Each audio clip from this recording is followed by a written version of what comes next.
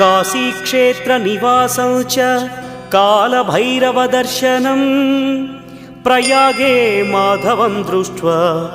एकबिल्वं शिवार्पणम् इन्दुवारे व्रतं स्थित्वा निराहारो महेश्वर नक्तं हौष्यामि देवेश एकबिल्वं शिवार्पणम् रामलिङ्गप्रतिष्ठा च वैवाहिककृतं तथा तटाकादि च सन्तानम् एकबिल्वं शिवार्पणम् अखण्डबिल्वपत्रं च आयुतं शिवपूजनं कृतं नाम सहस्रेण एकबिल्वं शिवार्पणम् उमया सह देवेश